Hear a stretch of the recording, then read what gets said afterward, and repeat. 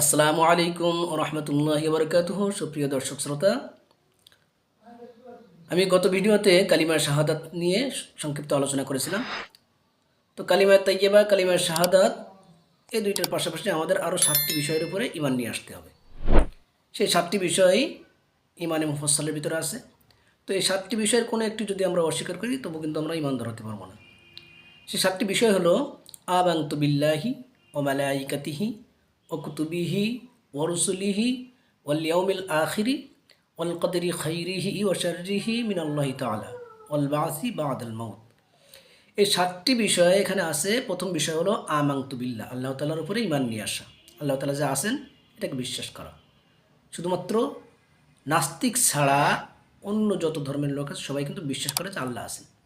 তো এই আল্লাহ তাআলার উপরে ঈমান নিয়ে আসা। দ্বিতীয় হলো ও মালাইকাতি, ফেরেশতাকুলের উপরে ঈমান নিয়ে আসা। আমরা শুনেছি ফেরেশতা আছে, আমরা মুসলিম, আমরা বিশ্বাস করি যে ফেরেশতা আছে, এটার উপর ঈমান নিয়ে আসা। ও কুতুবিহি, কিতাবসমূহের উপর ঈমান নিয়ে আসা। কোরআনের নাজিলের পূর্বে যতগুলো কিতাব পৃথিবীতে এসেছে, আসমানি কিতাব, সব কিতাবের উপরে ঈমান নিয়ে আসা, বিশ্বাস করা, যদিও আমরা সেই কিতাবের উপরে আমল করতে পারি না। চতুর্থ হলো ও রসুলিহি, রসুলগণের উপরে ঈমান নিয়ে আসা।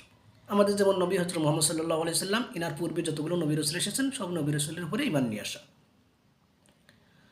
ওয়াল ইয়াউমিল আখির, এবং পরকালের দিনের উপরে ঈমান নিয়ে আসা। মৃত্যুর পরে যে একটা জিন্দেগি আছে সেই জিন্দেগির উপরে ঈমান নিয়ে আসা। ওয়াল কদরি খাইরিহি ওয়া শাররিহি মিনাল্লাহি তাআলা, ভালো মন্দ যা কিছু হয় এটা তাকদীর, আল্লাহ তাআলার পক্ষ থেকে হয়, এটার উপরে ঈমান নিয়ে আসা। এবং সর্বশেষ ওয়াল বাসি বাদাল মাউত, মৃত্যুর পরে আমাদের যে পুনরুত্থান হবে এটার উপরে ঈমান নিয়ে আসা।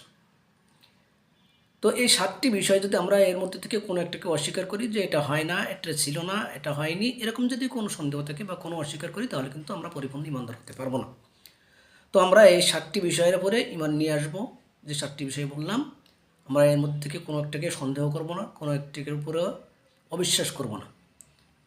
তো এর পরবর্তীতে আমাদের ঈমান নিয়ে আসার পরে পরবর্তী করণীয় কী, আমাদের কি করতে হবে, এই বিষয় নিয়ে নেক্সট ভিডিওতে আপনাদের সাথে দেখা হবে। তো আজ এ পর্যন্ত। আল্লাহ হাফেজ। আসসালামু আলাইকুম ওয়া রাহমাতুল্লাহি ওয়া বারাকাতুহু।